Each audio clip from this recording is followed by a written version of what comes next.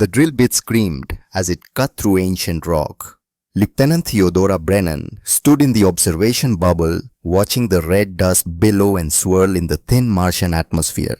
She was 28 years old, Air Force pilot, 3 tours on the Mars orbital station, hands steady enough to dock a shuttle in a solar storm. She'd been assigned to escort duty because Dr. Elias Moravec had insisted on absolute military security. No civilian contractors, no corporate observers, just 6 military personnel and the old archaeologist who'd spent 40 years studying satellite imagery of Mars, convinced that something waited beneath the canyons. The comm crackled. "Lieutenant Brennan, you need to see this."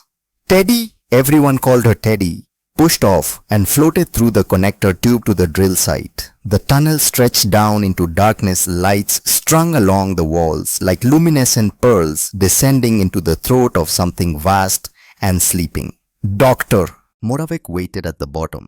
70 years old, grey beard coated with red dust, eyes that hadn't slept in 3 days, burning with something that looked like fever, but was actually vindication. "We found it," he said simply. The chamber beyond defied description.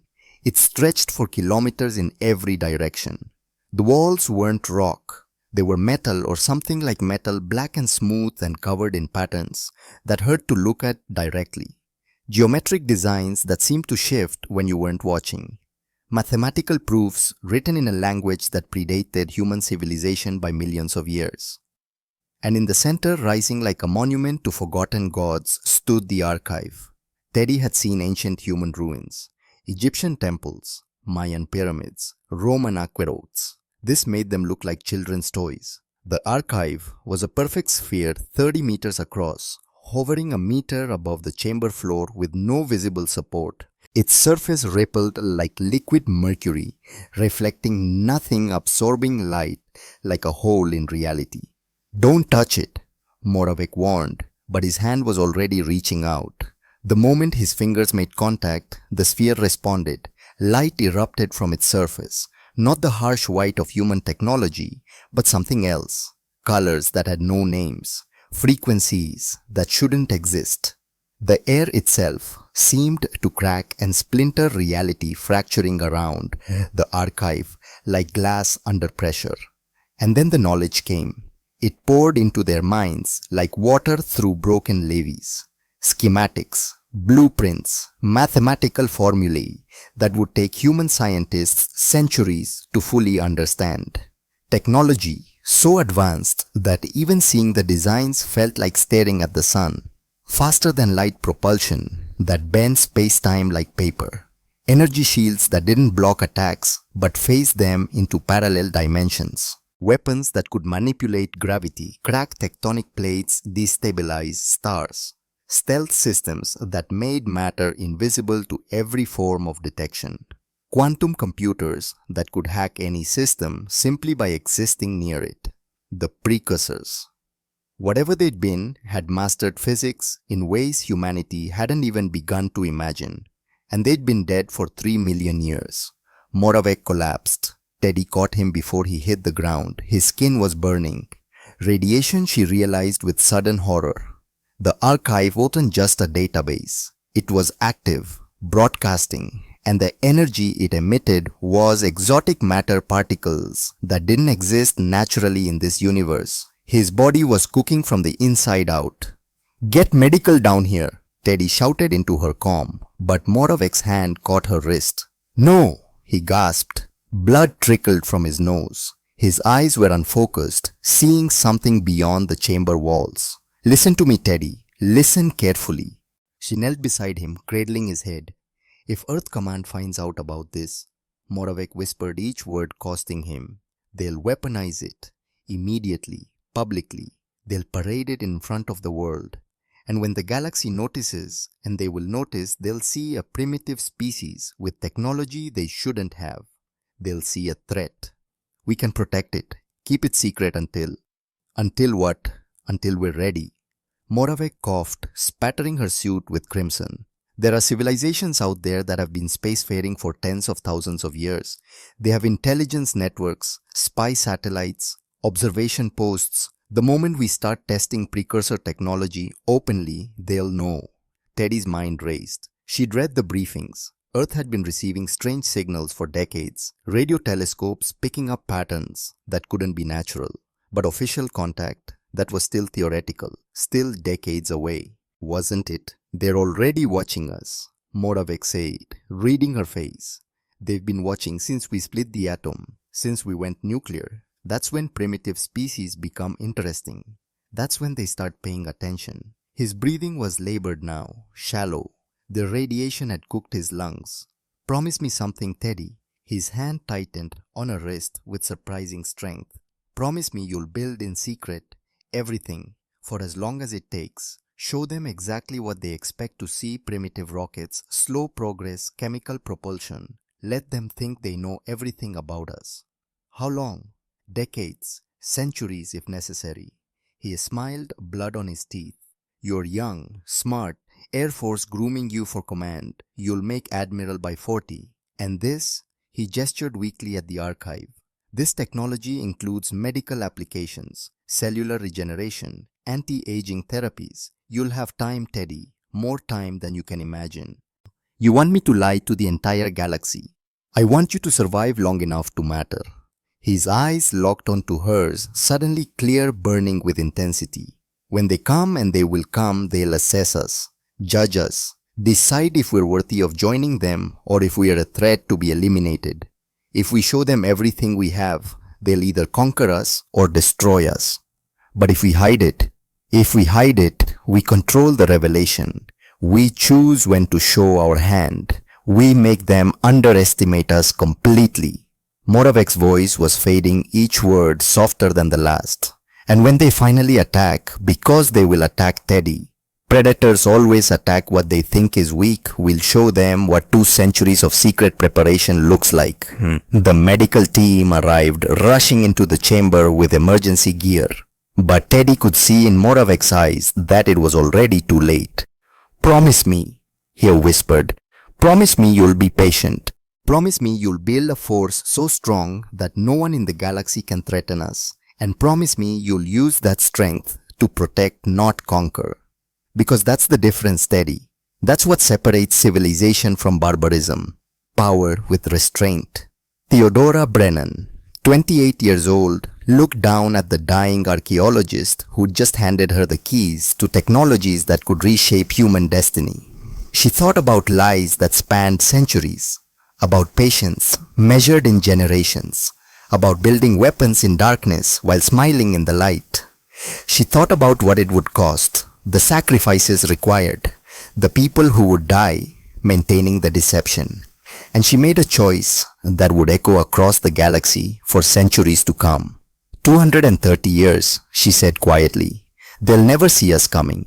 Moravec smiled one last time. Then he closed his eyes and stopped breathing. Teddy stood looking at the archive, feeling its alien warmth on her skin. The knowledge it contained could change everything, could make humanity a power that rivaled the oldest civilizations in the galaxy. But only if they were smart, only if they were patient, only if they could lie convincingly for longer than most civilizations existed. She activated her comm. This is Lieutenant Brennan. Seal this site. Classification level Omega Black. No records, no reports. This operation never happened. A pause. Then, acknowledged. What about the team? Teddy looked at the 5 other military personnel in the chamber. They'd all seen the archive. They all knew what it meant. They're with me, she said. All of them. For as long as this takes. Montage. The long game. Years became decades. Decades became centuries.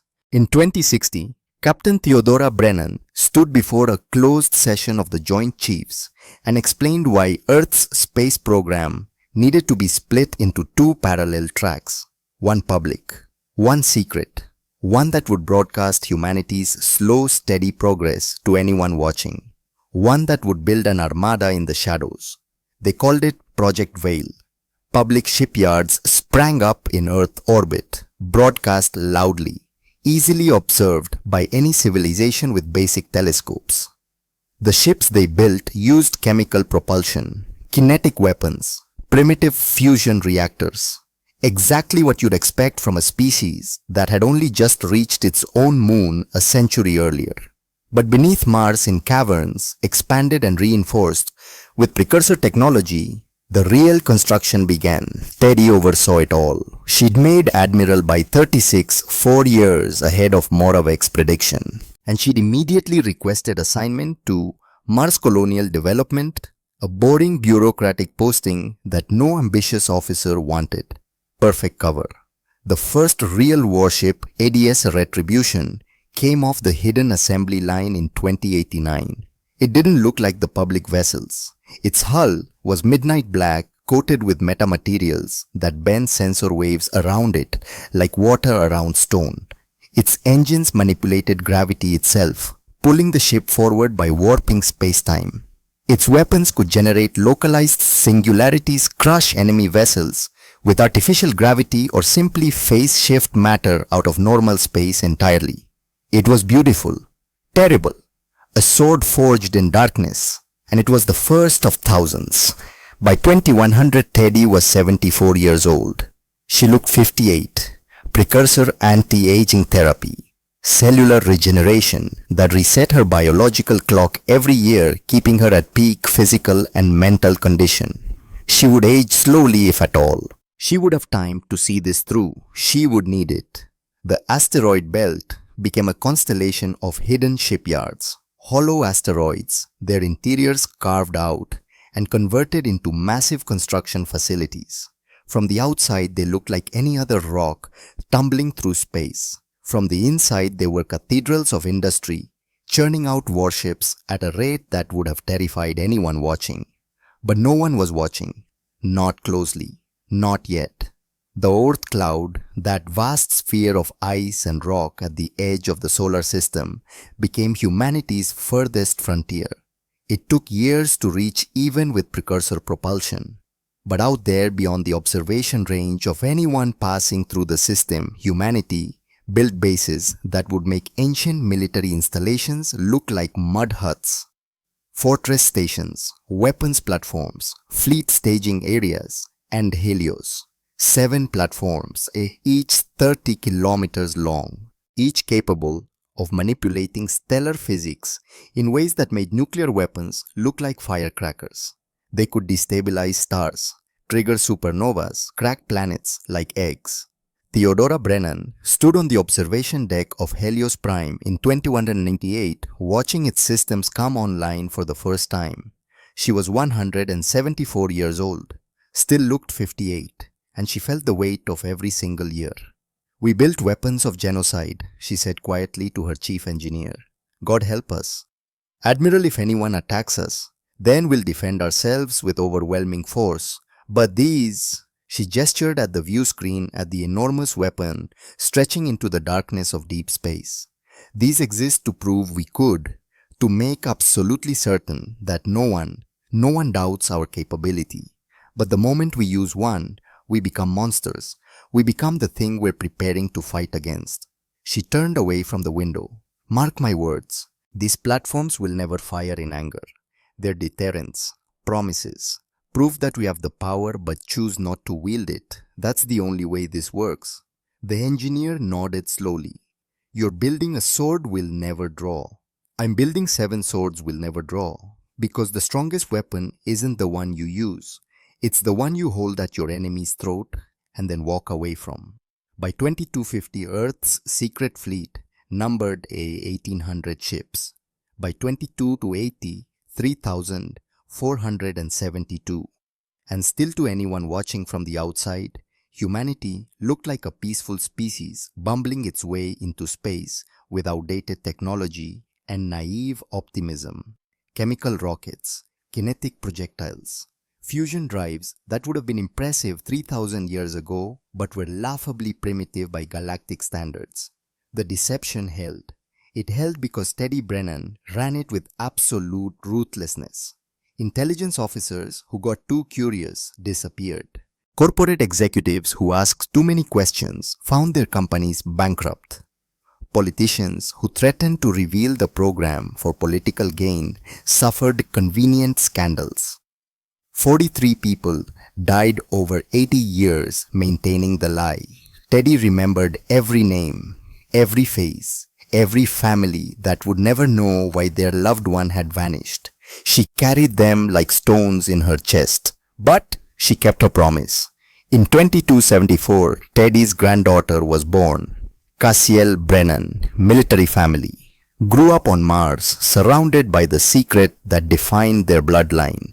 She was 10 years old when she asked her great-grandmother why she looked younger than Cassiel's own mother. "Because I made a promise to a dying man," Teddy said, "and keeping that promise takes a very long time." "What kind of promise?" Teddy knelt down, looking the girl in the eyes.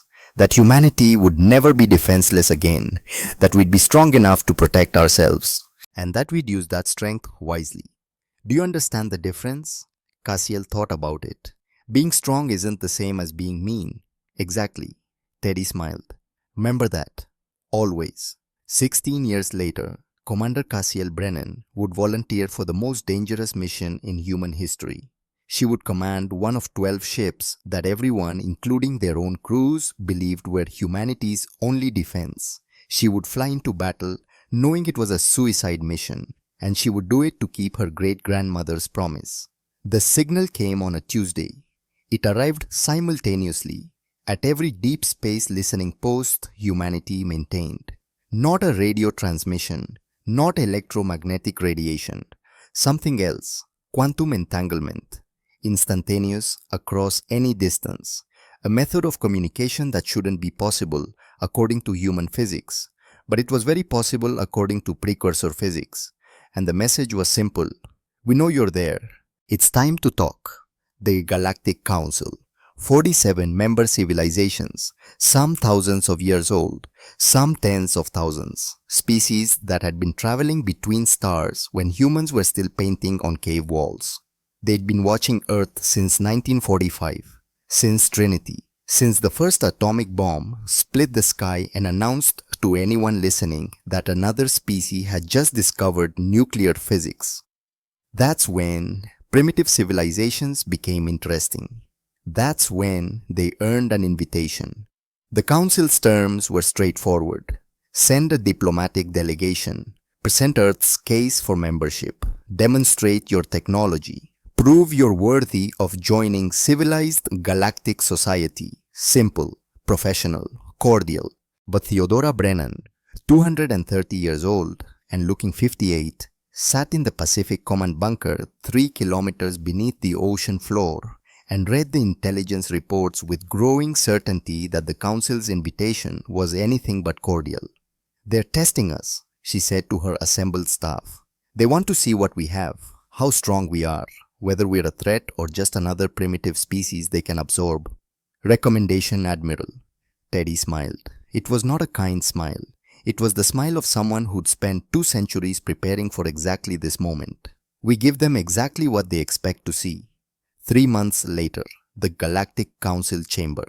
The chamber was enormous, nearly a kilometer in every direction. Its walls were crystalline material that shifted colors based on the dominant emotion in the room.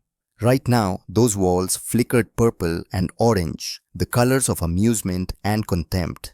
Ambassador Liana Frost stood in the center of the chamber surrounded by aliens. To her left floated the Vorti delegation. Beings of living crystal, their bodies refracting light into cascading rainbows. Beautiful, ancient, 8,000 years of continuous civilization. They'd been building starships when Earth was in its Bronze Age. To her right squatted the Klesh Overmind. Not one being, but thousands. An interconnected swarm of insectoid creatures that moved as one spoke with 1,000 voices in perfect unison and possessed a collective intelligence that could calculate hyperspace trajectories in real time. Behind Liana loomed the Delium representatives, 4 armed giants, grey skin scarred from centuries of warfare, each one powerful enough to tear through steel with their bare hands. The Delium Empire, 5,000 years of conquest, 10,000 warships, masters of military doctrine that had crushed 300 civilizations. They were not impressed with Earth. High Counselor Vextar of the Vorti spoke first, his crystalline form resonating with barely concealed mockery. Let us be clear, Ambassador Frost. Earth requests full membership in this council. That is correct, Counselor.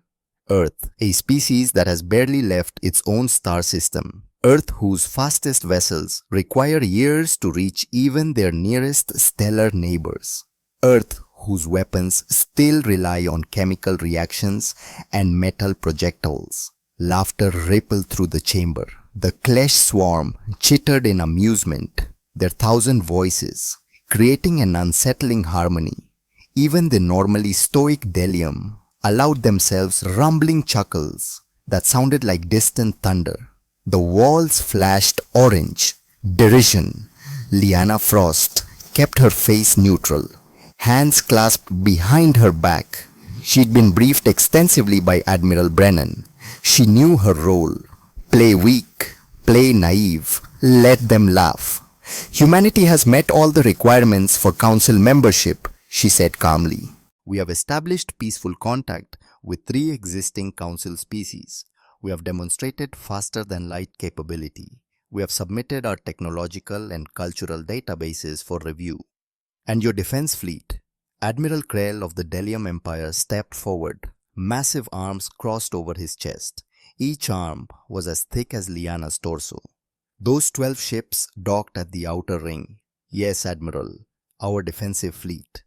We counted them human, 12 vessels, each smaller than our supply transports. His voice was granite grinding against granite. My empire alone commands 10,000 warships. The Vorthi maintain 8,000. Even the youngest council race fields 3,000 vessels, and you arrive with 12. He shook his great head, the scars on his skull catching the light.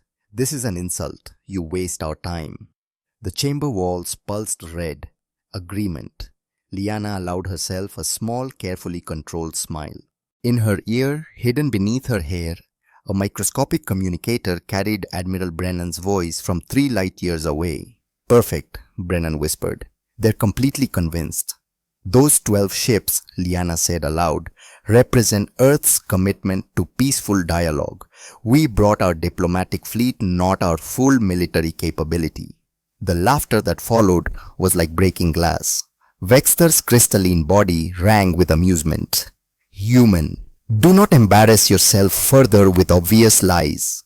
Our intelligence network is thorough. We have monitored your system for 50 of your years. We have watched every satellite launch, every test flight, every construction yard. We know the full extent of your capabilities. He leaned forward, light fracturing through his body. Those 12 ships are not a diplomatic gesture. They are everything you have. Lyanna felt Admiral Brennan's satisfaction through the comm. This was the moment they'd prepared for. The moment when the council's arrogance would seal its own fate. You're certain of that? Lyanna asked quietly. Absolutely certain. The Klesh Overmind responded, its 1,000 voices synchronized perfectly. We have analyzed your vessels, chemical rockets for maneuvering, kinetic projectiles for weapons, energy shields that could barely stop a micrometeorite. Your most advanced ship is equivalent to what the council was building 3,000 years ago. You're primitives, Vexithar added, playing at spacefaring. You have nothing we haven't already catalogued and dismissed. In Lyanna's ear, Admiral Brennan's voice, hook, line and sinker. They bought it completely. Nevertheless, Lyanna said, bowing her head slightly, we formally request consideration for council membership. Request denied. Admiral Krell's voice cut through the chamber like a blade. The council has no interest in babysitting a race that can barely defend its own world. However, the Delium Empire is not without mercy. We offer Earth protectorate status. Hell began counting on his 4 hands. You will place your system under our military authority. You will pay tribute of 40% of your raw materials and trade goods annually. You will disarm your primitive fleet and allow Delium forces to establish bases on your worlds. In exchange, we will ensure no harm comes to you. And if we refuse? Lyanna asked. Krell's laugh was like an avalanche. Then you will learn why the Delium Empire has endured for 5,000 years, while countless upstart races have been reduced to footnotes in history. Economic sanctions at minimum, blockade of your system if you prove stubborn, military action if you prove foolish. The walls flashed red again, deeper, more certain. Every council member, all 47 civilizations, nodded their approval or whatever passed for nodding in their varied anatomies. This was a standard procedure. This was how the galaxy worked. The strong dominated the weak. The old exploited the young. The established powers kept the new arrivals under their collective boot. This was order. This was civilization. This was exactly what Theodora Brennan had predicted 2 centuries ago. Liana appeared to consider the offer for a long moment. The silence stretched until it became uncomfortable. Several council members shifted. Vexter's colors flickered toward blue unease. Finally, Liana bowed her head. Earth accepts protectorate status, she said quietly. We recognize that we have much to learn from the established powers of the galaxy. We are grateful for the Council's wisdom and the Delium Empire's generous offer. The walls flashed gold. Satisfaction. A wise decision. Vexter said, his crystalline body chiming with pleasure. Perhaps your species shows more intelligence than we credited. You may return to your ships and convey our terms to your government. We expect formal compliance within 72 of your hours. Liana turned to leave, her footsteps echoing in the vast chamber. She had almost reached the exit portal when she paused and looked back. One question, if I may. Krell waved a dismissive hand. Speak. Has the Council considered that they may have been mistaken in their assessment of humanity? The question hung in the air for 3 heartbeats. Then, the laughter began again, louder this time. The Klesh swarm's chittering grew into a roar. The Vorthi crystals chimed like breaking glass. The Delium delegation slapped their thighs with all 4 arms. Mistaken, Vexter managed between chimes of laughter. Human, we have sensors that can detect a child's toy from 1,000 light years away. We have intelligence networks that have toppled empires. We have been watching your species since you first split the atom. There is no mistake, you are primitives with delusions of grandeur. Liana nodded slowly. I see. Then you are absolutely certain that those 12 ships represent the full extent of Earth's military capability. Absolutely, Krell stated. We have watched your every move for half a century. We know every ship you have built, every weapon you have tested, every soldier you have trained. You cannot hide from the Council's gaze. Thank you for clarifying that, Liana said. It's good to know exactly where we stand. She turned again to leave, but Krell called out. You seem remarkably calm for someone whose world has just been subjugated human. Liana glanced back one final time. Her smile was different now, colder, sharper, touched with something the Council delegates couldn't quite identify. In hindsight, they would recognize it as pity. You've only seen what we wanted you to see, she said quietly. Then she walked through the portal and was gone. The chamber erupted in laughter again, but there was an edge of uncertainty to it now. Vexter's colors flickered briefly toward blue before settling back to gold. Primitive bluster, he announced to the assembly. Paid no mind. But deep in the Council station's docking ring, Ambassador Liana Frost boarded her shuttle and activated her encrypted communicator. Quantum entanglement, instantaneous across 3 light years. A communication method the Council didn't know existed. Admiral Brennan, she transmitted, they've bought it completely. They think those 12 ships are everything we have. They're certain they've been watching us for 50 years. They know nothing about the Mars facilities, the asteroid belt shipyards, or the Earth cloud bases. The deception is complete. The response came instantly from Earth. From a bunker 3 kilometers beneath the Pacific Ocean. From a woman who had waited 2 centuries for this moment. Understood. Return home, Ambassador, and watch the news feeds. The Delium won't be able to resist making an example of us. When they do, we'll be ready to show them what humanity really looks like when we stop pretending to be harmless. Liana allowed herself a genuine smile as her shuttle undocked and began its journey home. Behind her, the council continued their session, already forgetting about the primitive humans who had just accepted their place as subjects. They would remember soon enough. 72 hours later, Titan Station, Commander Cassiel Brennan floated in the observation dome of her quarters, watching Saturn's rings catch the distant sunlight. Titan Station orbited the moon, home to 3,200 miners and their families. Methane processing, hydrocarbon extraction, boring unglamorous work that kept the inner systems industries running. It was also home to her daughter. Emma was 8 years old, bright, curious, always asking questions that Cassiel struggled to answer. Questions like, "Mom, why do we have to live so far from Earth? And why does great-great-grandma Teddy look younger than you?" Cassiel had answers to the second question. She just couldn't share them. Her husband James worked in the processing sector. Chemical engineer, good man, patient, kind. The kind of father who spent hours building model spaceships, with Emma explaining how fusion drives worked, pointing out the constellations visible from Saturn's orbit. Cassiel's comm chimed, incoming message, high priority encryption. She activated it then and Admiral Theodora Brennan's face appeared on the screen. 230 years old, looking 58, still sharp as broken glass. "Commander," Brennan said, "I need you to listen very carefully." "Yes, Admiral. In approximately 6 hours, a Delium fleet will arrive at Titan Station. They will demand immediate surrender and evacuation. When the station refuses, and it will refuse because I've already given the orders, they will open fire." Cassiel felt her blood turn to ice. "My daughter is being evacuated now. All families. Emergency protocols I authorized 3 days ago. She'll be on a transport heading in system within the hour. She'll be safe." And James, Brennan's face softened slightly. Just slightly. "All adult civilians have been given the option to evacuate. Those who stay are volunteering. Your husband knows what's coming. He chose to stay." "Why?" Cassiel's voice cracked. "Why would he?" "Because the Delium need to believe we're weak. Because they need to believe they can bully us into submission. Because 3,200 people need to die today so that 8 billion can live tomorrow." Brennan leaned forward.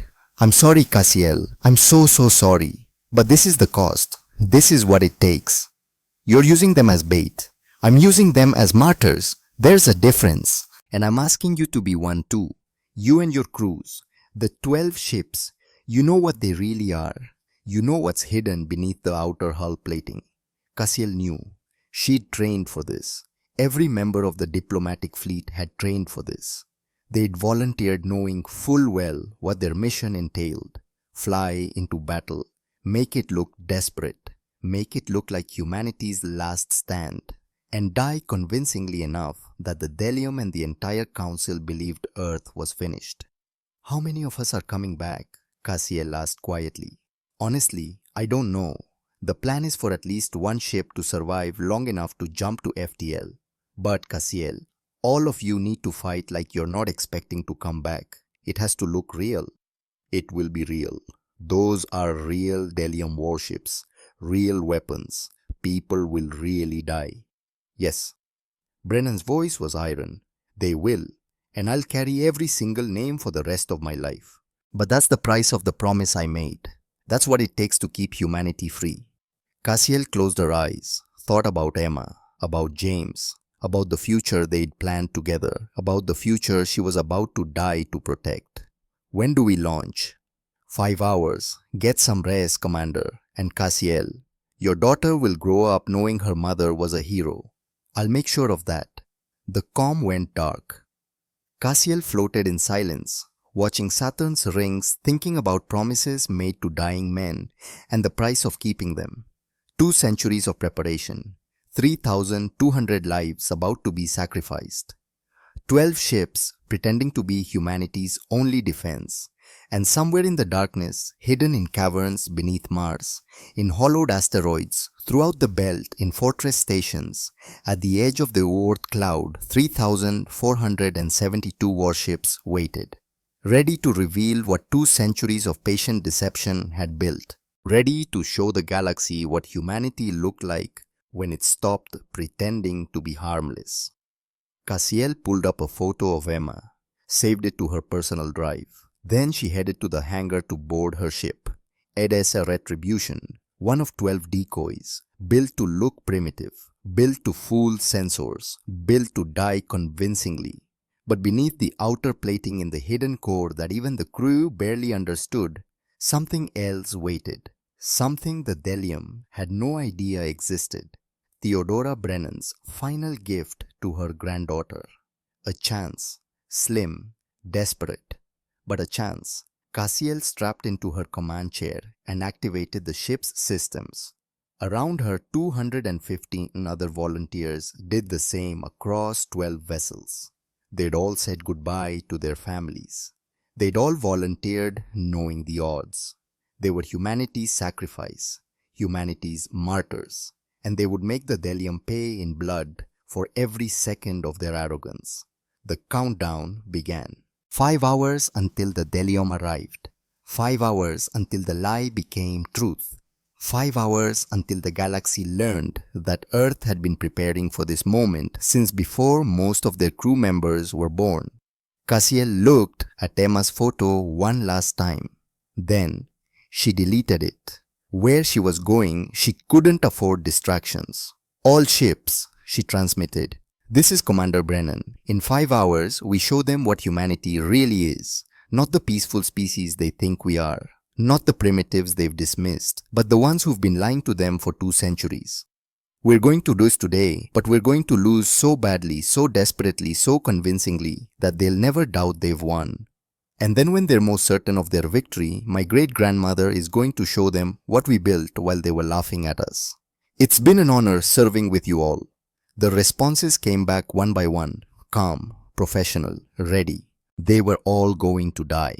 But they were going to die in a way that saved everyone else. Cassiel activated the final countdown sequence and waited for the Delium to arrive. On the bridge of inevitable justice 3 light years away, Fleet Commander Thane watched the countdown clock and smiled. In 6 hours, the humans would learn their place. He had no idea he was walking into a trap 2 centuries in the making. 6 hours passed in silence. Then, the Delium Third Fleet dropped out of hyperspace like a hammer falling on glass. 300 warships, each one a monument to 5,000 years of military engineering. Sleek hulls of grey composite armor. Energy weapons that could vaporize cities. Missile batteries carrying fusion warheads capable of cracking continents. Point defense systems that could track and destroy thousands of incoming projectiles simultaneously. They were beautiful in the way that apex predators are beautiful. Perfect killing machines, honed across millennia of conquest. Fleet Commander Thane stood on the bridge of his flagship, Inevitable Justice, watching the tactical display with satisfaction. Behind him, projected on holographic screens that wrapped around the spherical command center, his fleet held perfect military formation. 3 centuries of experience had taught him that intimidation was half the battle. Show overwhelming force. Make resistance seem futile. Most species surrendered before a shot was fired. Status report. Thane commanded his 4 arms, moving through practiced gestures that controlled multiple systems simultaneously. All ships ready for combat operations. Commander, his tactical officer reported. We are positioned at the edge of the Saturn system. The human mining station has registered our presence. Their primitive warning satellites are already broadcasting distress signals. Thane's mandibles clicked in satisfaction. Broadcast on all frequencies. Let the humans hear their fate. The communications officer activated the system, and Thane's voice boomed across space, powerful and absolute.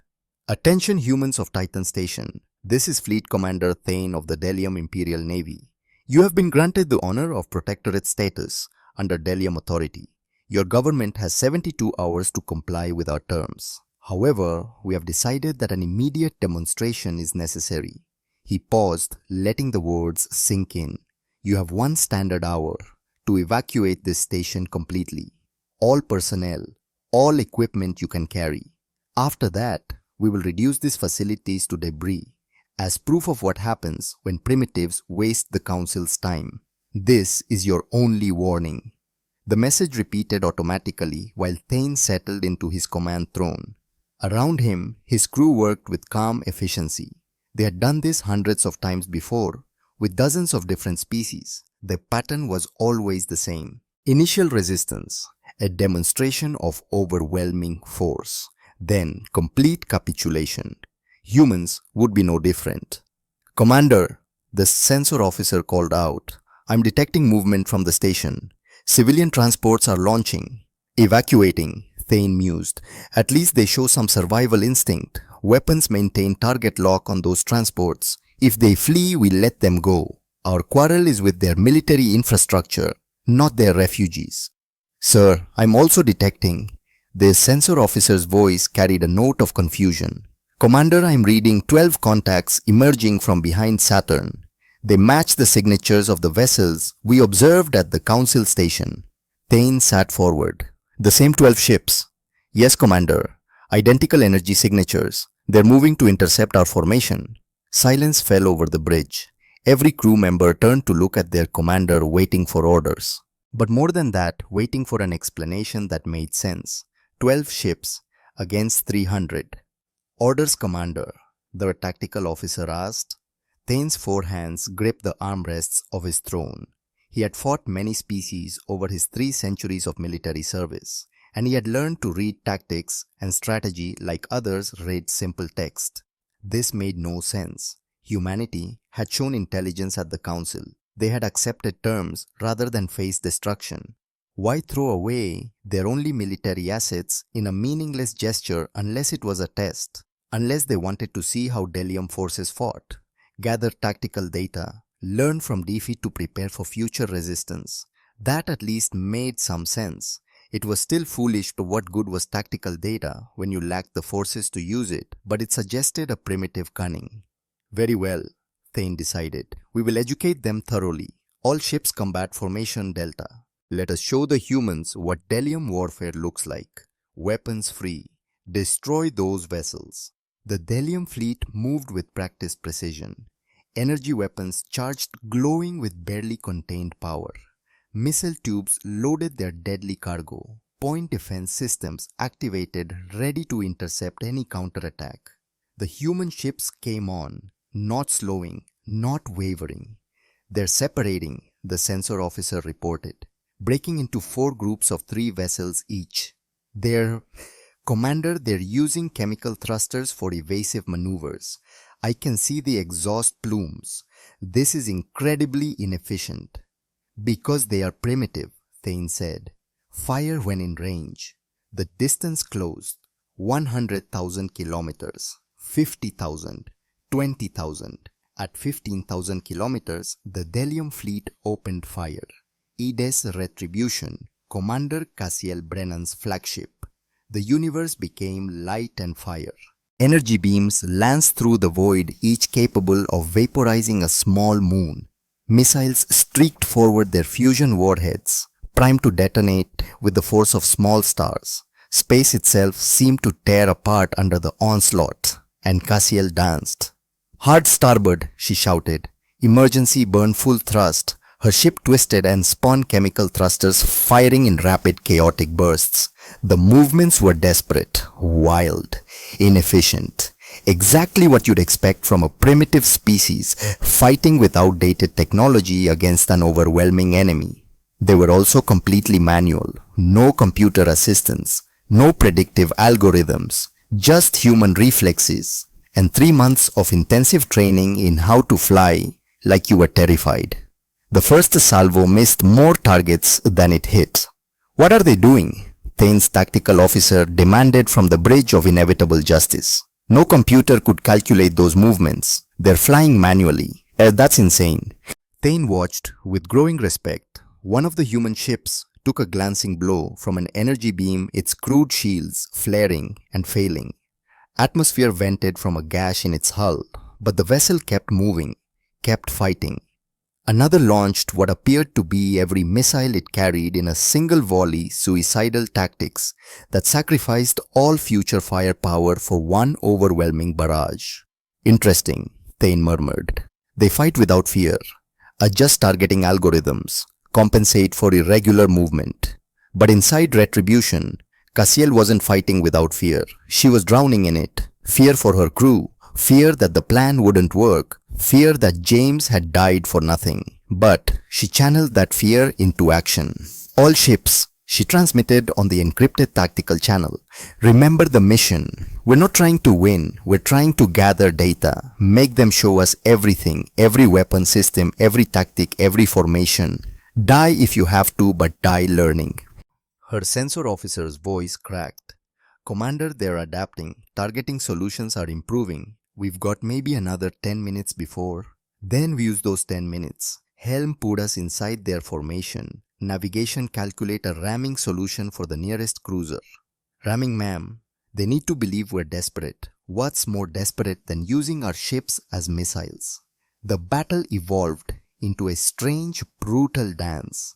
The Delium fleet hammered at the human vessels with overwhelming firepower, and the humans replied with tactics that bordered on madness. They used their own ships as shields for each other. They rammed disabled vessels into Delium attack patterns to disrupt targeting. They fired their weapons until the barrels melted, then used the dying ships as missiles themselves. One human vessel, EDS Defiance, its entire port side torn away, and venting atmosphere somehow managed to get inside the Delium formation. Its captain transmitted one final message. For humanity, remember us. Then it self-destructed, taking 2 Delium frigates with it in a blaze of nuclear fire. Thane stood from his throne, watching the tactical display with something approaching admiration. These humans are warriors, he admitted quietly. Foolish doomed warriors, but warriors nonetheless.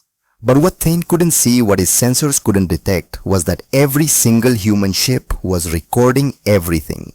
Every energy signature, every missile trajectory, every shield frequency, every formation pattern.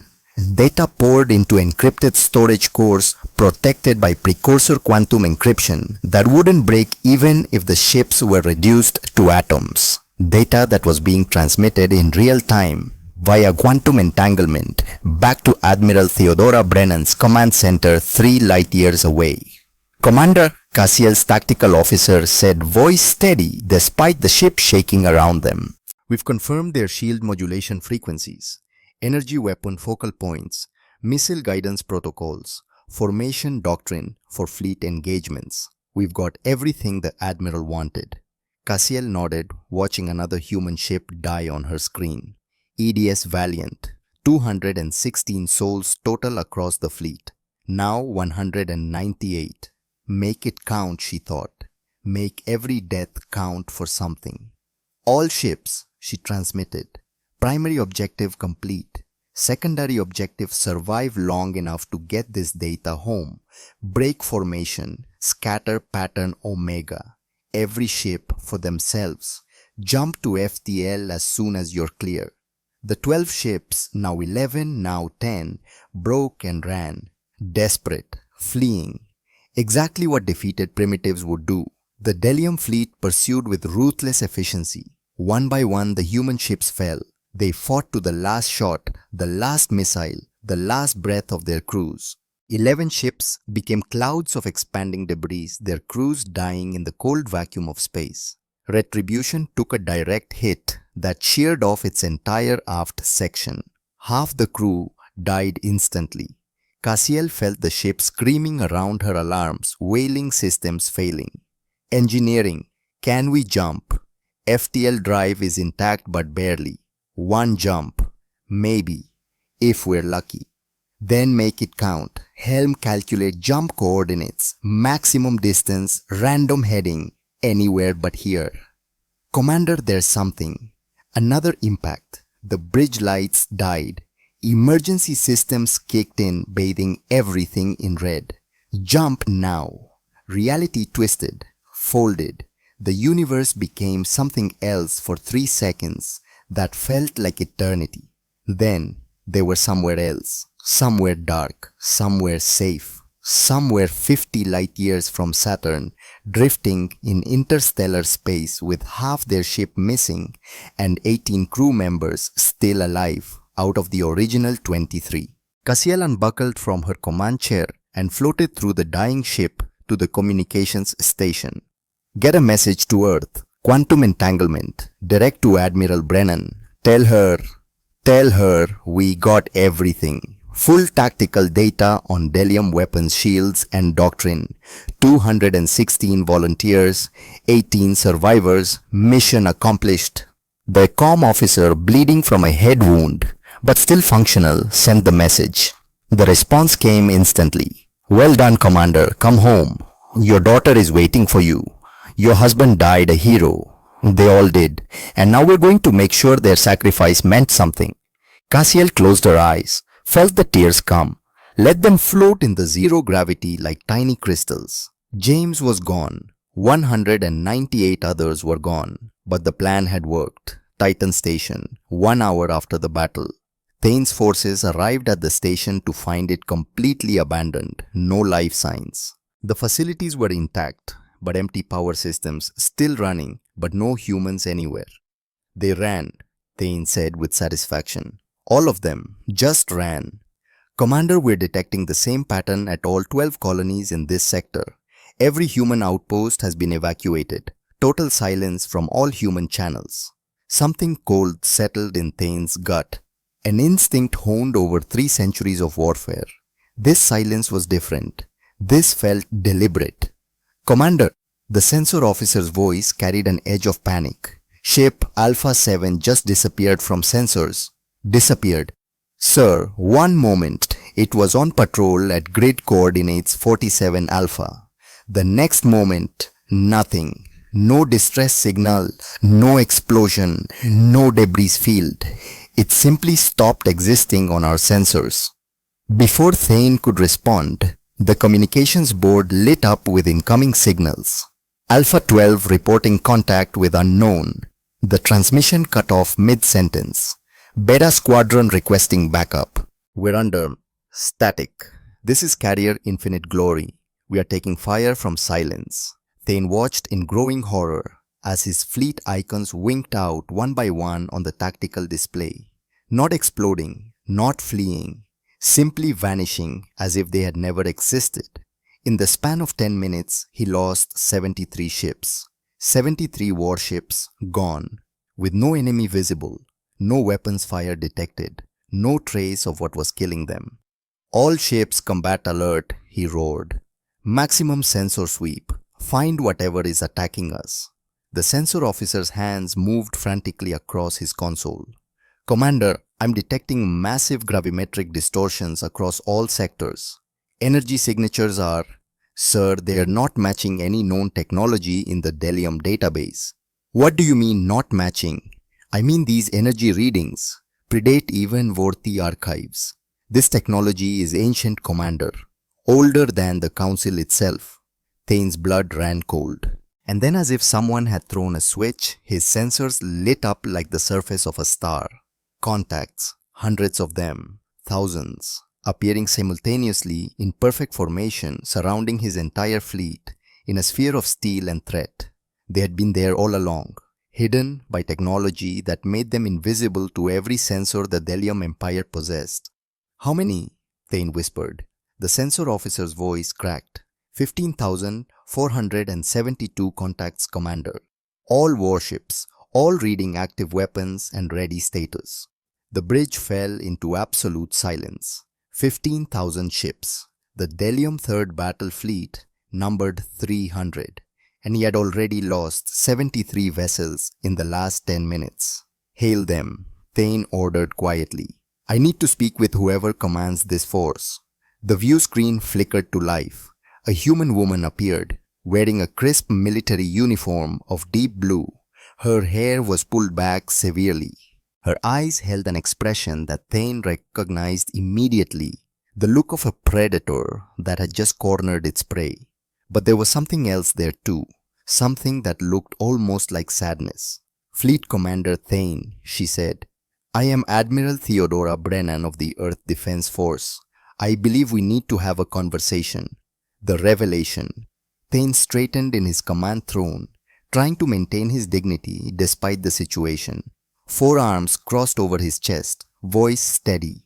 Where did these ships come from? Our intelligence tracked every vessel Earth constructed for 50 years. Admiral Brennan's smile was sharp and cold.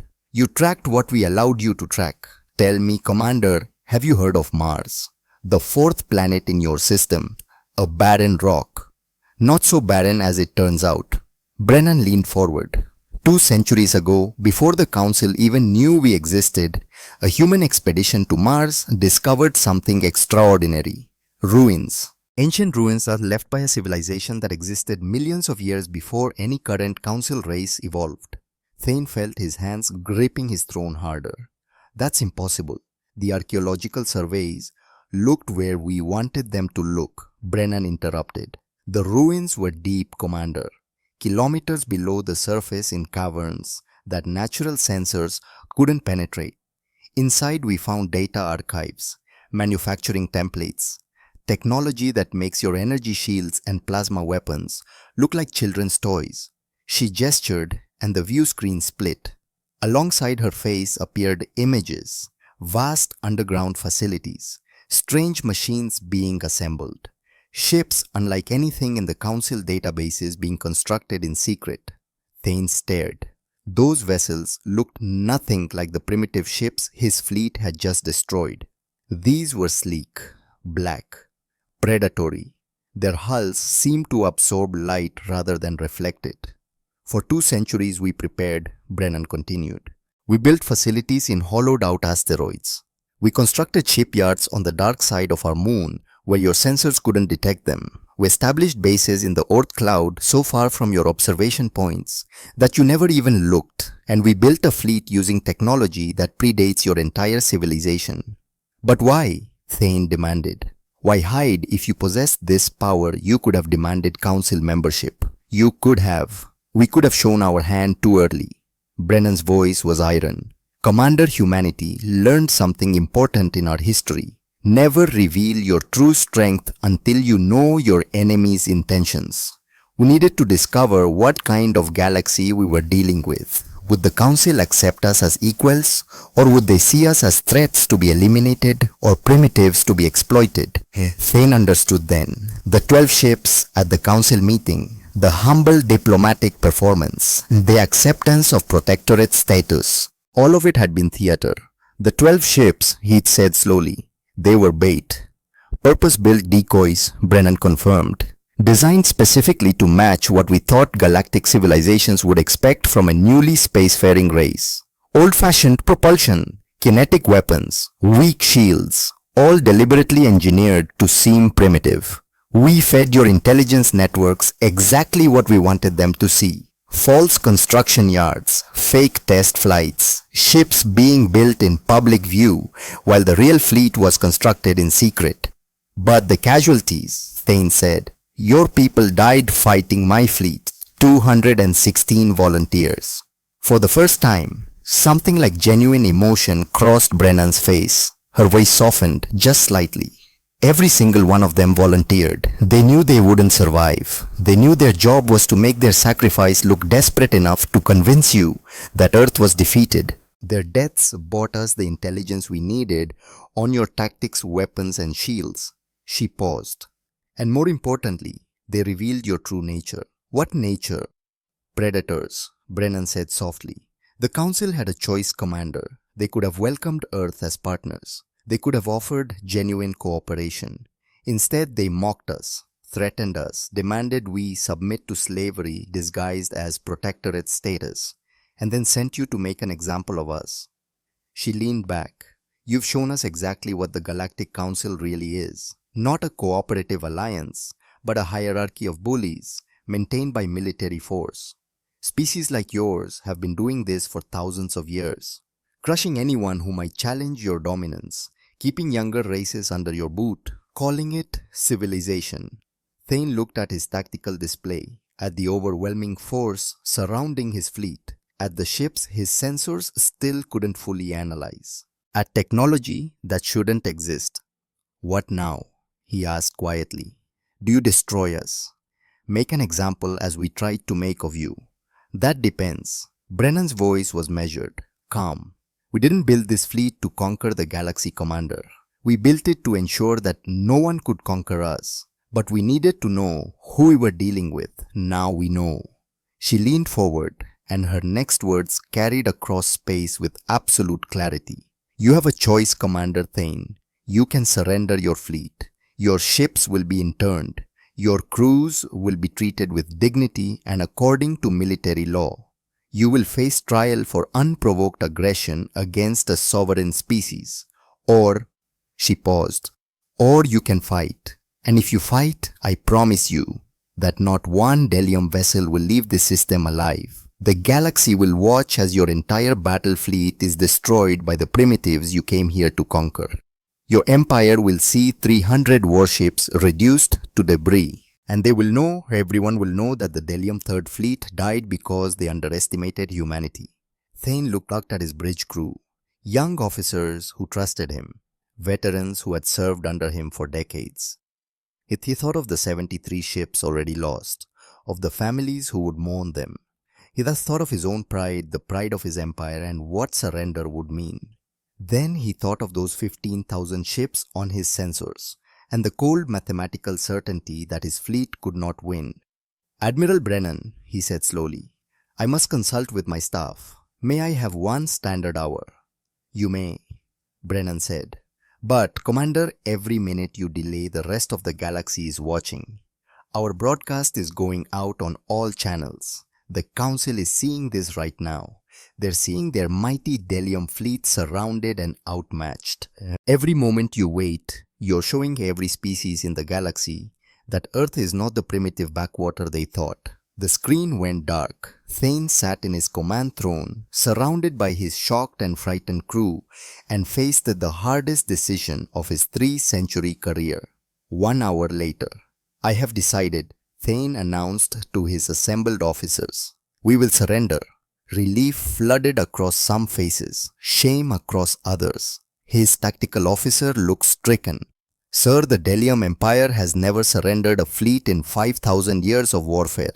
If we give up without fighting, we will be remembered as cowards. And if we fight, Thane asked quietly. Our sensor officer has run every simulation our computers can generate. We cannot win. They outnumber us 50 to 1. They have technology we cannot counter. If we engage, our fleet will be destroyed in minutes. Then we die with honor, the tactical officer insisted. No, Thane said. We live with wisdom. He stood, all 4 arms spread wide. I have fought for 3 centuries. I've conquered 17 worlds. I've never lost a battle. And I'm telling you now, these humans are not primitives. They are not victims. They are predators who have been pretending to be prey. And they have just shown us that we were never the apex species we thought we were. He turned to his communications officer. Open a channel to all ships in the fleet. When the confirmation came, he began speaking. Attention all vessels of the 3rd Battle Fleet. This is Fleet Commander Thane. We came here to conquer a species we believed was weak. We were wrong. We were deceived. But we were also arrogant. We assumed our strength gave us the right to dominate. We never questioned whether that right existed. He could see confusion on the faces of his bridge crew. Admiral Brennan has offered us surrender or death. I choose surrender. But not just my surrender, all of us. We will power down weapons and submit to human authority. We will face trial for our crimes, and we will learn from our defeat. But Commander, his second in command protested. This is not negotiable, Thane said with finality. Open a channel to Admiral Brennan. The human admiral's face appeared almost immediately. Commander Thane, have you reached a decision? I have. My fleet surrenders unconditionally. We will power down our weapons and submit to your authority. We accept internment and trial. Something flickered in Brennan's eyes. Surprise perhaps, or respect. A wise choice, Commander. However, I'm going to do something that might surprise you. Before we take your surrender, I'm going to make you an offer. An offer? You wanted to see how humans fight. You got a glimpse with those 12 decoy ships, but you still don't understand. You still think this is about overwhelming numbers, about superior technology. You think we won because we have 15,000 ships to your remaining vessels. Brennan smiled. I'm going to teach you something, Commander Thane. Something about what real strength looks like. I'm going to give you a fair fight. Before Thane could ask what she meant, 14,999 of the human ships around his fleet began withdrawing. Their formations opened like a flower blooming in reverse. When the movement stopped, only one human vessel remained in engagement range, a ship roughly the same size as Inevitable Justice. My name is Captain Jennifer Martinez, a new voice said as the view screen switched to show a younger human woman. I command the EDS Unconquered.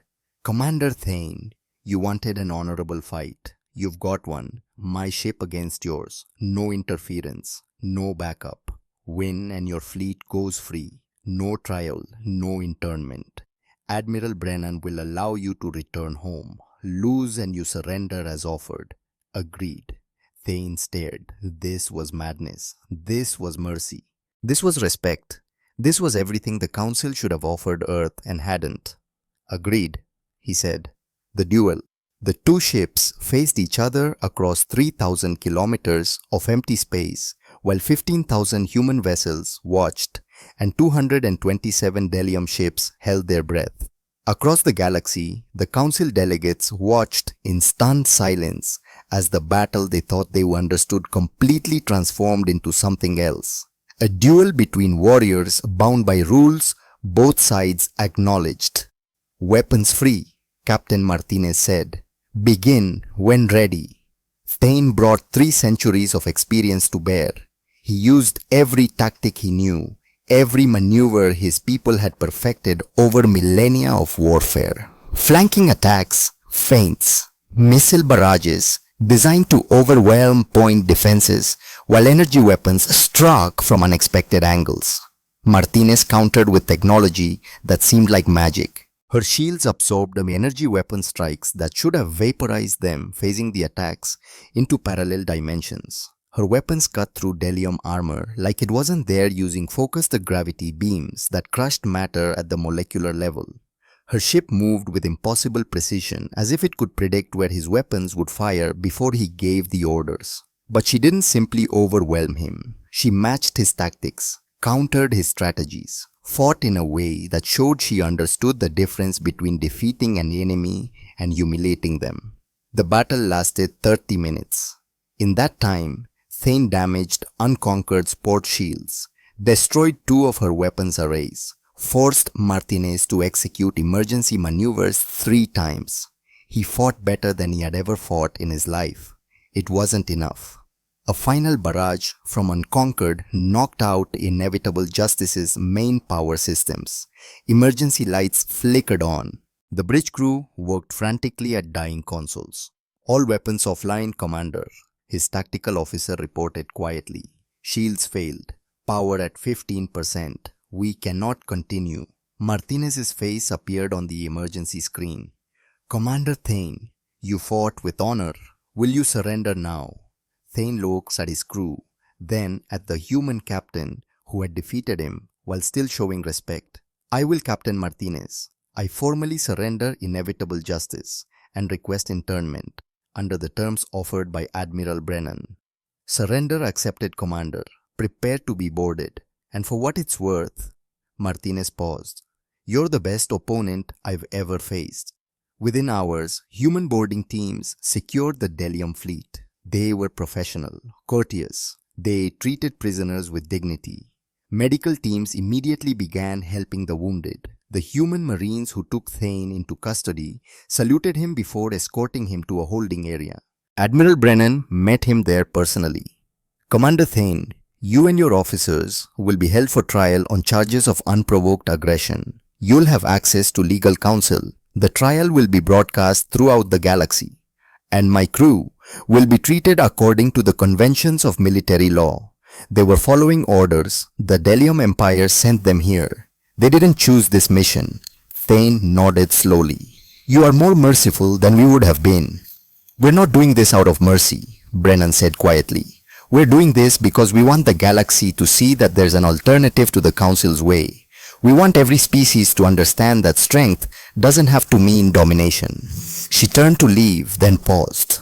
Commander, I reviewed the footage of your battle with Captain Martinez. You fought brilliantly.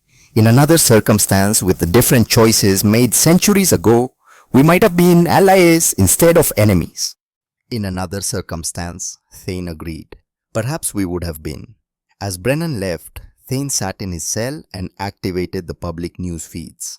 Across the galaxy, he watched the reactions pour in. The council was in chaos. The Worthy were demanding emergency sessions. The Klesh were recalculating probabilities. And dozens of smaller species that had been subjugated, exploited, or ignored by the council were watching Earth with new interest, new hope. The galaxy had changed in the span of a single day, and Commander Thane, sitting in a human prison cell, realized he had just witnessed history. The moment when the old order died, when the balance of power shifted, when a species the council had dismissed as primitive revealed they had been playing a different game entirely, a game they had been planning for 2 centuries, a game they just won. He thought about Admiral Brennan, about her sad eyes when she mentioned the volunteers who had died, about the patience required to maintain a deception for centuries, about the wisdom to show mercy when vengeance would have been easier. And he thought, perhaps we deserved this defeat. Perhaps we needed it. On his screen, he watched Admiral Brennan preparing to address the Galactic Council, and he listened as she prepared to explain to 47 civilizations that the rules had just changed. Forever. The Galactic Council chamber. Emergency session. The emergency session had been in progress for 6 hours, and High Counselor Vexthar's crystalline form flickered through colors so rapidly it hurt to look at. Red for anger, blue for fear, orange for disgust, cycling endlessly as he struggled to process what every delegate was seeing on their displays. This is impossible. The Kalesh Overmind insisted its 1,000 voices speaking in perfect unsettling synchronization. Our intelligence networks are flawless. We monitored Earth for 50 standard years. We tracked every satellite, every test flight, every construction facility. There is no way they could have hidden 15,000 warships. And yet they did, Admiral Krell said quietly. The massive Delium stood to one side of the chamber, his 4 arms hanging limply at his sides. His nephew Fleet Commander Thane was currently imprisoned by humans. The shame of it had shaken the entire Delium military hierarchy to its foundation. The footage played again on the chamber's main display.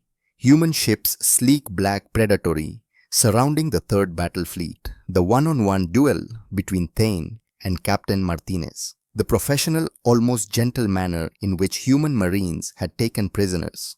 And most disturbing of all, Admiral Brennan's recorded speech explaining how Earth had hidden its true capabilities for 2 centuries. We need to respond, insisted Councillor Trevmar of the Bendari Confederacy, his scales rippling with agitation. We cannot allow this challenge to Council authority to stand. If Earth gets away with this deception, every protectorate and client species will start questioning our oversight. What do you suggest? Vexter asked, his voice resonating with barely controlled panic. Send another fleet. The humans just defeated 300 Delium warships with minimal losses. They have 15,000 ships we know about. How many more might they have hidden? Then we send everything, Trevmar argued. The combined council fleets number over 30,000 warships. We will overwhelm them with pure numbers. Admiral Krell shook his great head. You're not thinking clearly. The humans didn't just defeat us. They were toying with us. Their technology is superior. Those ancient ruins they found on Mars. He paused, accessing the archaeological databases. There are legends of a precursor civilization that vanished millions of years ago, species that could shape space-time itself. If the humans have access to even a fraction of that technology, he didn't need to finish. The implications hung in the chamber like a death sentence. We need more intelligence, the Klesh Overmind stated. We need to know the full extent of Earth's military capability before we, the Overmind, stopped speaking mid-sentence. Every delegate turned to look at it. The swarm of interconnected beings had gone completely still, which for the Klesh was like watching a river suddenly freeze. Overmind, Vexeter asked carefully. What's wrong?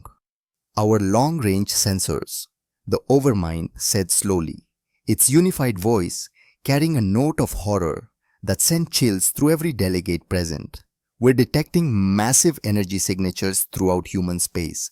Dozens of them, hundreds. They're powering up. Ships, bases, weapons platforms. They've been hidden dormant and now they're coming online. How many? Vexter demanded.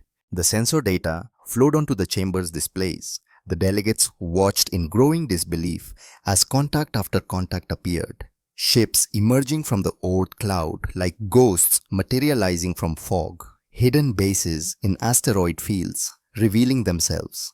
Massive construction yards that had been invisible to every scan activating their power cores. Estimated count, the Overmind said quietly, is over 118,000 warships, and that's just the first wave of contacts. More are appearing every minute. The chamber fell into absolute silence. 118,000 ships. The entire Galactic Council's combined military might accumulated across thousands of years by dozens of species totaled 32,000 vessels. Earth had hidden more than 3 times that number and had built them in secret over just 2 centuries. This changes everything, Vexeter whispered. Before anyone could respond, every communication screen in the chamber activated simultaneously. Ambassador Lyanna Frost appeared, but she was no longer wearing the simple diplomatic attire from her last visit. Now she wore a military uniform, similar to Admiral Brennan's, and her expression held none of the diplomatic neutrality from before. Greetings, esteemed members of the Galactic Council, Frost said, her voice cold and formal.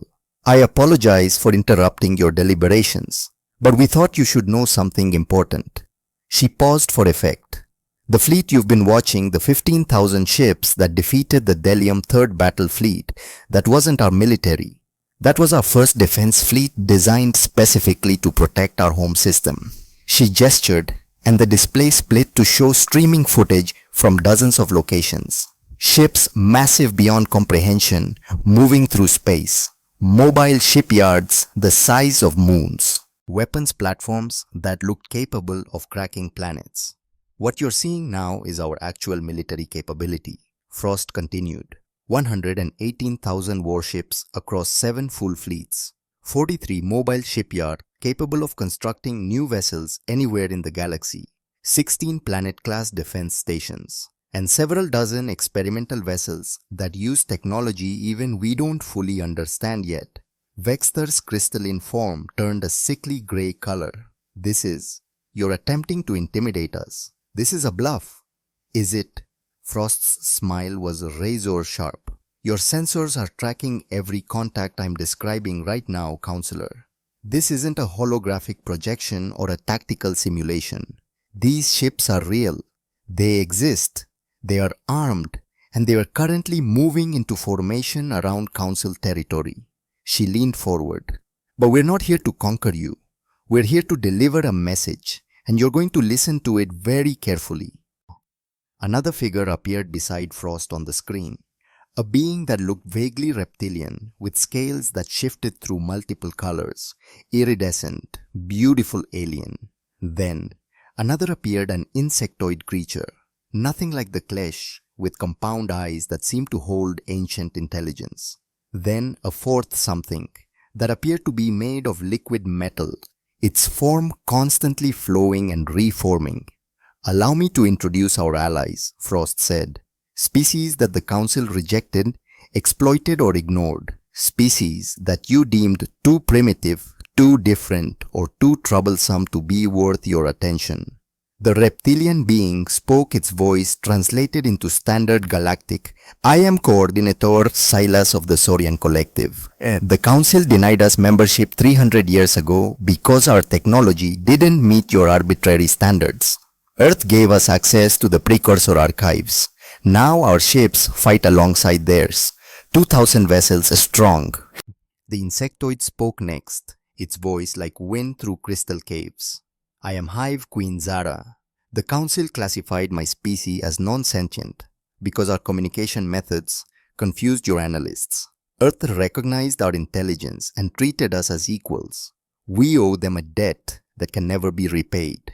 800 ships stand ready, the liquid metal being flowed into a vaguely humanoid shape. I am Unity Prime. My people were enslaved by the Delium Empire for 2 centuries. Earth helped us escape and gave us sanctuary. We stand with them against any threat. 1,200 vessels. Frost looked directly into the camera, her eyes hard as diamonds.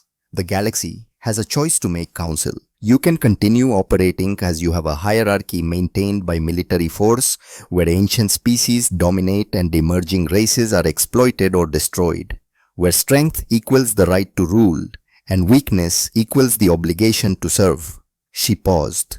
Or you can accept that things have changed. What are you proposing? Admiral Krell asked quietly, his voice heavy with the weight of defeat. A new council, Frost said. One based on equality, not age. One that protects emerging species instead of subjugating them. One that operates by consensus rather than threat. Earth and our allies are willing to share the precursor technology. We've developed defensive systems, medical advances, propulsion upgrades with any species that joins this new coalition. Her expression hardened. But let me be absolutely clear. We will not be denied, dismissed, or dominated. If the current council structure refuses to change, we will create our own, and every species that has suffered under your rule will have the option to join us. How many of your protectorates do you think will choose to stay with you when they see an alternative? Vexthar's crystalline form pulsed with chaotic colors.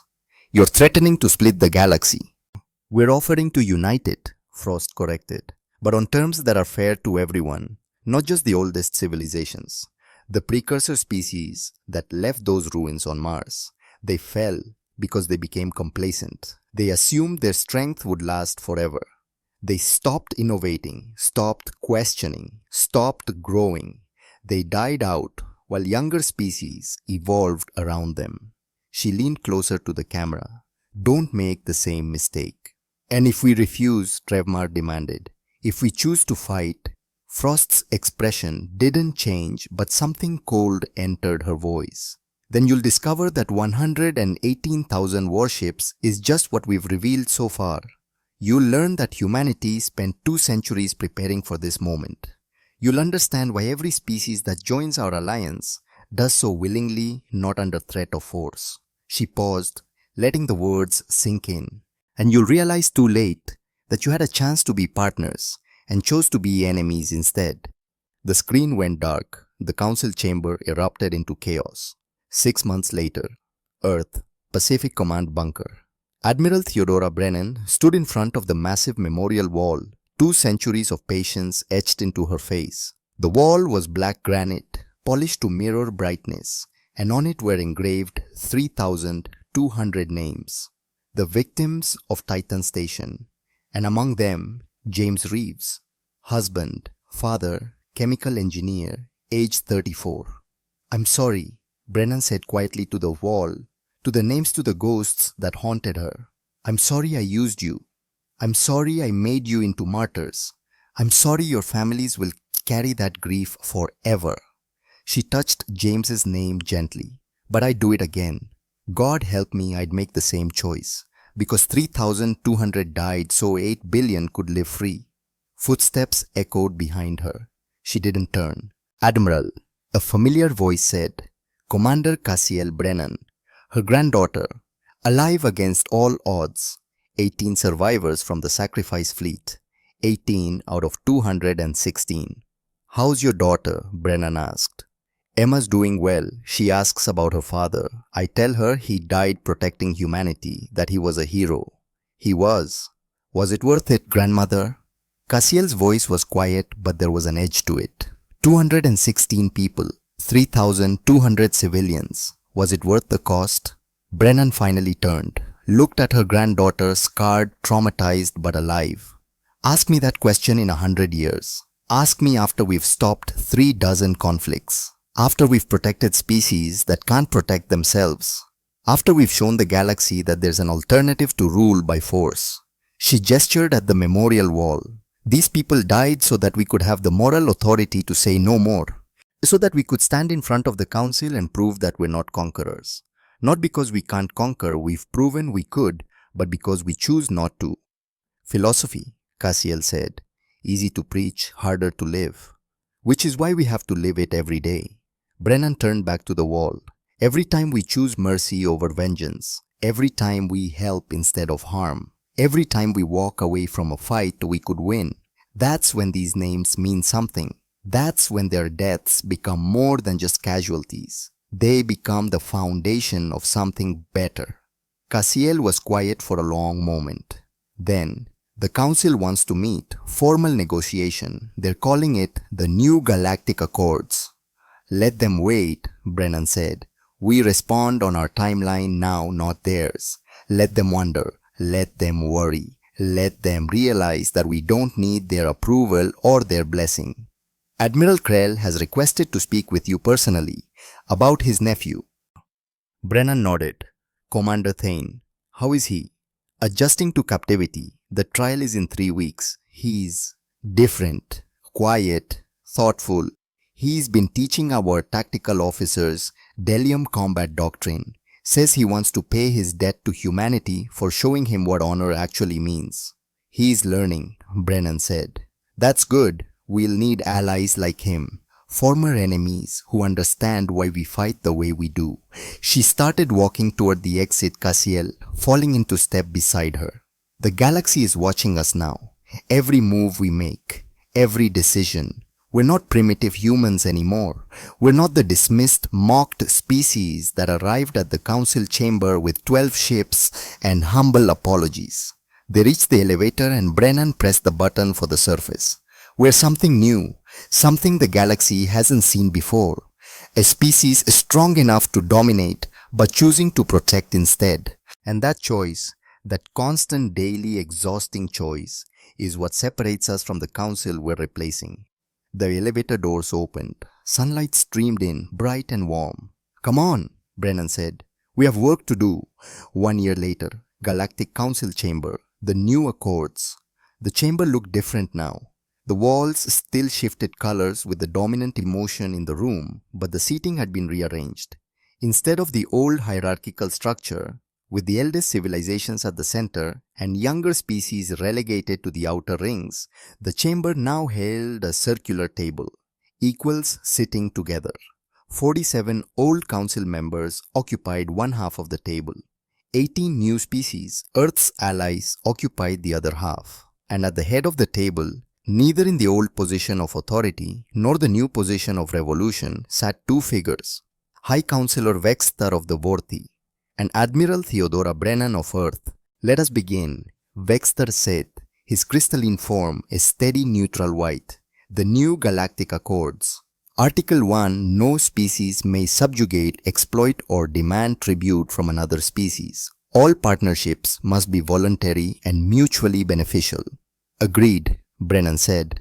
Around the table, 47 old council members and 18 new allies signaled their agreement. Some enthusiastically, some reluctantly, but all of them agreed, because they had seen the alternative.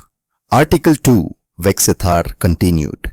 Military force may only be used in defense of sovereign territory or in response to direct aggression. Preventive war is prohibited. Agreed, Brennan said again. Article 3. All species have the right to develop their own technology and defend their own space. No species may impose technological limitations on another. This one caused murmurs. Several old council members shifted uncomfortably. This article directly contradicted millennia of policy. But Admiral Krell stood all four arms spread wide. The Delium Empire agrees, we have learned, the hard way, that attempting to control other species' development only breeds resentment and eventual conflict. If Earth had been allowed to develop openly, perhaps we would have met as allies instead of enemies. The murmurs quieted. When the Delium Empire agreed, everyone else fell in line. Article 4, Vexthar said, and now his colors shifted toward blue unease. This was the controversial one, the one that would reshape galactic politics forever. The formation of the Protectorate Force, a military organization composed of a volunteer species dedicated to defending those who cannot defend themselves, led by Earth, operating independently of Council authority, answerable only to its own charter. Silence. This was the price of peace. Earth's condition, the one thing they refused to negotiate. Autonomy, independence, the right to act as guardians without asking permission. The Council cannot allow an independent military force to, Trevmar began. The Council doesn't have a choice, Brennan interrupted, her voice cold. Article 4 is non-negotiable. We've proven we don't need your permission. We're offering cooperation instead of conflict. But we will not submit to Council oversight. We will not let our defensive fleet be neutered by committee votes and political maneuvering. She stood, and every eye in the chamber turned to her. For 10,000 years, the Council has maintained order through threat, through domination, through the implicit promise that if you step out of line, someone will come to crush you. That's not order. That's oppression wearing a diplomatic mask. Her voice echoed through the chamber. Earth offers something different, a force that protects without demanding payment, that defends without seeking to control. That stands between the weak and the strong, not to claim the weak for ourselves, but to ensure they have the chance to grow strong on their own terms. Vexeter's colors flickered. And if your protectorate force becomes corrupt, if Earth decides to use this independent military for conquest, then you'll have the moral authority to stop us, Brennan said simply. And you'll have the proof that we're no different than you were. But until that day, you'll give us the chance to prove that a species can be strong without being cruel, powerful without being exploitative, capable of violence but choosing restraint. She looked around the table. That's the test, not whether we can build weapons. We've proven we can. Not whether we can win wars. We've proven that too. The real test is whether we can have power and choose not to abuse it. Every single day. For how long, Tasamantawan asked. How long will Earth maintain this restraint? Forever, Brennan said. Or until we fail. Whichever comes first. And if we fail, if we become the monsters we fought against, then I hope someone has the strength to stop us the way we stopped you. The chamber was silent for a long moment. Then Admiral Krell stood. The Delium Empire seconds Article 4. We have seen what Earth is capable of. We have also seen their mercy. Let them be guardians. The galaxy needs them. One by one other delegates stood, some reluctantly, some with genuine relief, some because they had no choice, but they all stood. Article 4 is ratified, Wexter said quietly. The Protectorate Force is recognized. Brennan nodded. Then we have an accord. 10 years later, Edes Unconquered, Deep Space Patrol. Captain Jennifer Martinez stood on the bridge of her ship, now the flagship of the Protectorate Force's Second Fleet. 42 years old, veteran of 6 major conflicts, hero of the Battle of Saturn, and teacher to a new generation of officers who had grown up in a galaxy that Earth had changed. Captain, her sensor officer called out, detecting a distress signal. Unknown origin, 17 light years out. What kind of distress? Military. Someone's under attack. Heavy weapons fire detected. Mass signatures suggest. The officer paused. Ma'am, those are worthy attack patterns, but the defending ships don't match any known signatures in our database. Martinez felt that old familiar tension settle into her shoulders. Another conflict. Another species in trouble. Another chance to prove what the Protectorate Force stood for. All ships condition yellow. Plot intercept course. Send a message to Pacific Command. Tell Admiral Brennan we have a situation.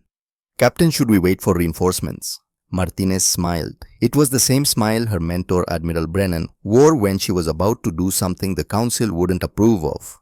We're the Protectorate Force. We don't wait for permission to do what's right. Take us in. Unconquered and her battle group jumped to FTL. Earth, Pacific Command bunker. Admiral Theodora Brennan was 268 years old, still looked 58, still carried the weight of every decision she'd made since that day in the Mars caverns, when Elias Moravec had asked her to make a promise. "Admiral," her aide said, "Captain Martinez has engaged unknown hostiles, worthy aggressor vessels attacking an unidentified species. Martinez is moving to intercept." Brennan pulled up the tactical display, watched the icons move, watched another battle begin, another conflict where Earth would stand between the strong and the weak. "How's it going?" she asked. "Martinez is outnumbered 3-1, but she's got support from a Delium squadron. War Marshal Thane is personally leading them." Brennan smiled. Thane, the enemy who had become an ally, the student who had become a teacher. Living proof that people could change, that enemies could become friends, that the cycle of violence could be broken. If you had the patience, if you had the wisdom, if you had the strength to choose mercy when vengeance would be easier. "Send reinforcements," Brennan ordered. "Full battle group. And tell them no civilian casualties. We capture the worthy ships if we can. We give them the same choice we gave the Delium. Surrender and face justice or die." "Yes, Admiral." Brennan stood walking to the observation window that looked out over the Pacific Ocean. 3 kilometers above her, waves crashed against the shore. The sun set in colors that would have made Moravec smile. 268 years, she thought, and I'm still keeping the promise. Her comm chimed, "Private channel."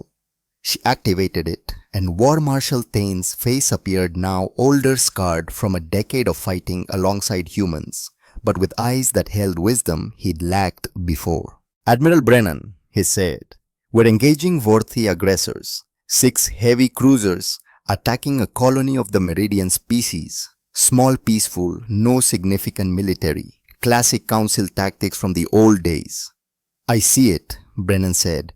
"Martinez is on her way. Reinforcements 5 minutes behind her." "We don't need reinforcements," Thane said, and there was pride in his voice. "Humans taught us well. We're Protectorate force now.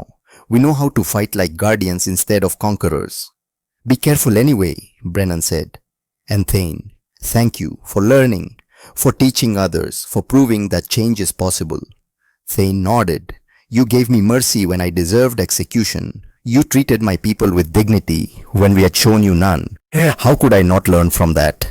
The comm went dark. Brennan stood alone in the command center watching tactical displays showing conflicts across 3 sectors. The Protectorate force, now numbering 43,000 ships from 12 species responding to threats, defending the defenseless, standing between bullies and victims, doing what the Council had failed to do for 10,000 years.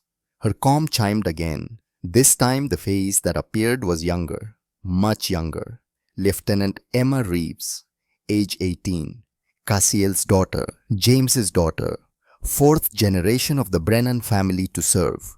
"Admiral," Emma said, "request permission to speak freely." "Granted." "Why do we do this? The Council isn't paying us. The species we protect can't repay us. We risk our lives for strangers who will never thank us."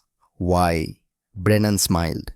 It was the same question Cassiel had asked, the same question every generation asked when they first saw the cost of being guardians.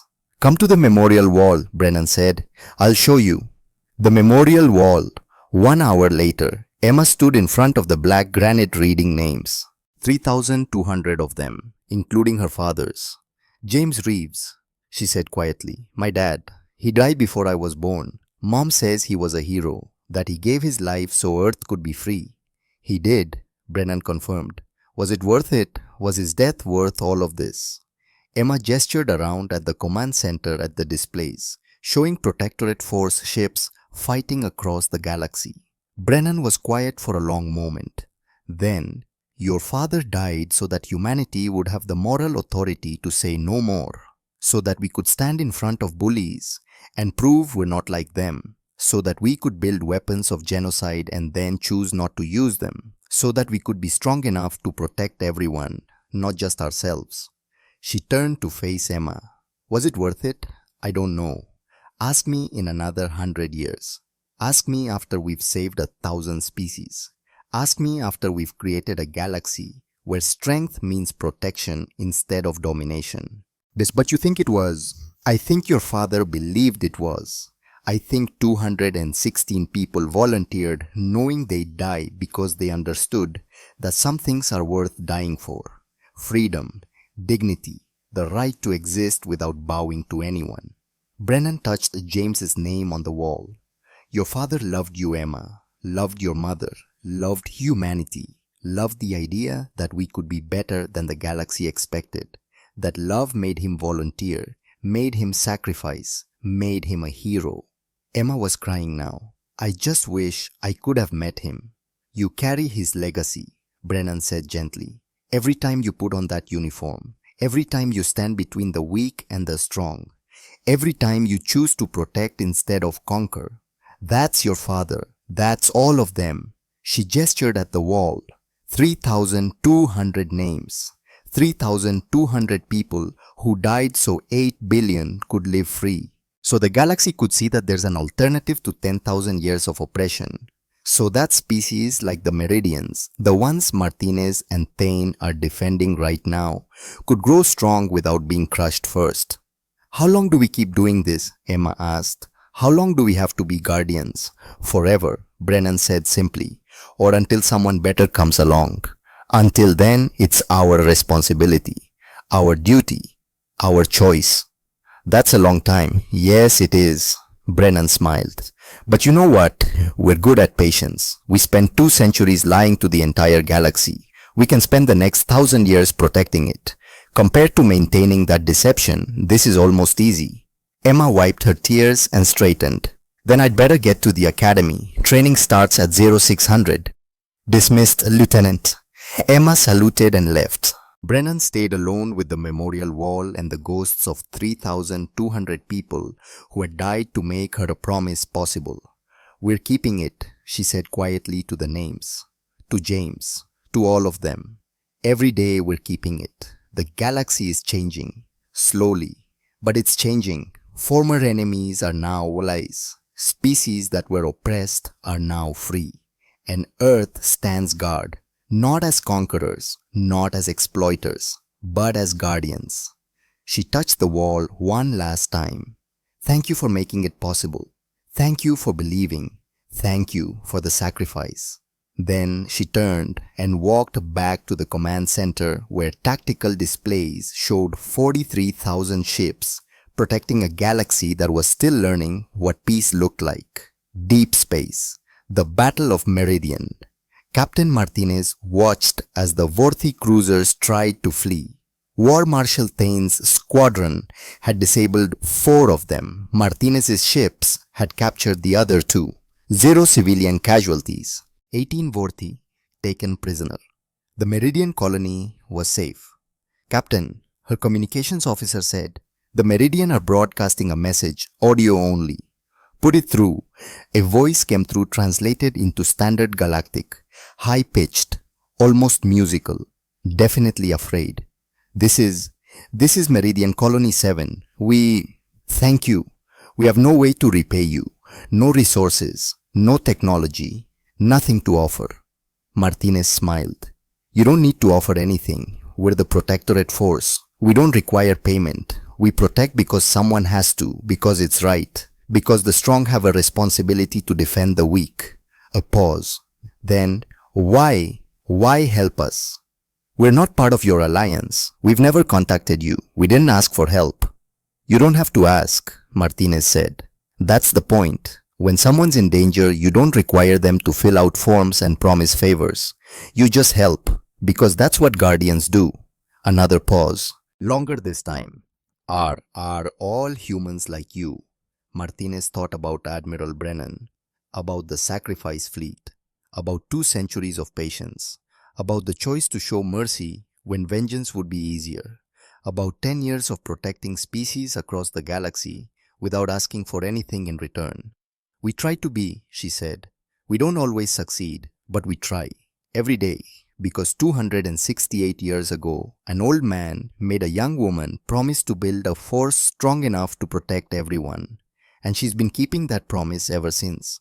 What was the old man's name? Dr. Elias Moravec.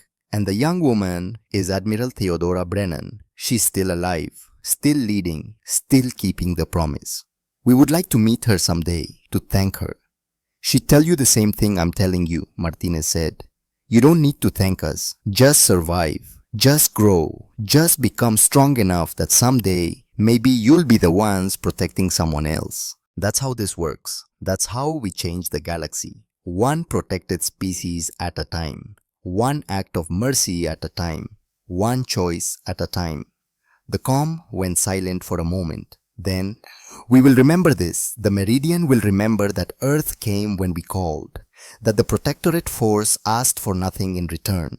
That guardians exist. That's all we ask, Martinez said. Remember. And when you're strong enough, pay it forward. She closed the channel and looked at her bridge crew, humans, Delium Saurian, even one worthy officer who had defected from the old Council forces because she wanted to be part of something better. All ships, Martinez ordered, return to patrol routes, mission accomplished, and someone send a message to Admiral Brennan. Tell her the Meridian are safe. Tell her we did it without casualties. Tell her. She paused, thinking about the memorial wall back on Earth, about 3,200 names, about the cost of being guardians. Tell her we're keeping the promise. Earth, the memorial wall, sunset. Admiral Theodora Brennan stood alone in the fading light, 268 years old, and still carrying the weight of promises made to dying men. Her calm chimed. The message from Captain Martinez. Mission successful. 0 casualties. Meridian colony saved. Another species protected. Another day where Earth proved that strength and mercy could coexist. She smiled. We're doing it, Elias, she thought. We're being guardians. We're showing the galaxy that there's another way. That power doesn't have to corrupt. That strength can be used to protect instead of dominate. It's not easy. Every day we make the choice. Every day we turn away from vengeance and toward justice. Every day we stand between the weak and the strong, knowing we could be the strong ones crushing everyone else. But we don't. Because you made me promise. Because 3,200 people died to give us the moral authority. Because the galaxy is watching and we have to prove we're different. The sun set behind her, painting the memorial wall in shades of gold and red. 3,200 names. 3,200 sacrifices. 3,200 reasons to keep being better. We're keeping the promise, Brennan said quietly to the wall, to the names, to the ghosts. Every day, every choice, every act of mercy, we're keeping it. She stood there until the sun disappeared completely and the stars came out. Stars that humanity had once looked at with wonder, wondering if they were alone. Stars that the Council had used to judge Earth as primitive, weak, unworthy. Stars that now watched as Earth, patient, strong, merciful, stood guard over a galaxy that was slowly learning what civilization really meant. Not age, not technology, not power, but choice. The choice to be guardians instead of conquerors. To protect instead of exploit. To show mercy instead of seeking vengeance. That choice, that simple, daily, exhausting choice, was what separated civilization from chaos, guardians from tyrants, the future from the past, and Admiral Theodora Brennan, 268 years old and looking 58, had been making that choice every single day since she was 28 years old and held a dying archaeologist in her arms. She would keep making it until the day she died. Because that was the promise. That was what 2 centuries of patience had built. That was what humanity had become. Not the strongest species in the galaxy, not the oldest, not the wisest, but the ones who chose to be guardians when they could have been gods. And that choice would echo across the stars for generations to come. Somewhere in deep space, a new distress signal. The call went out across quantum channels. Another species in trouble. Another conflict. Another chance for the Protectorate Force to prove what it stood for. And across 7 fleets spanning 118,000 ships, volunteers prepared to answer that call. Humans, Delium, Saurian, Vorthi who had defected, Meridian who had grown strong enough to help others, Dozens of species united not by fear or force, but by the shared belief that the strong had a responsibility to protect the weak. They jumped to Ethel, moving toward danger, choosing to stand between the threatened and the threat. Because that was what guardians did. Because someone had to. Because 268 years ago, a dying man made a promise to a young woman, and she had been keeping it ever since. And she would keep it forever, or until someone better came along. Whichever came first.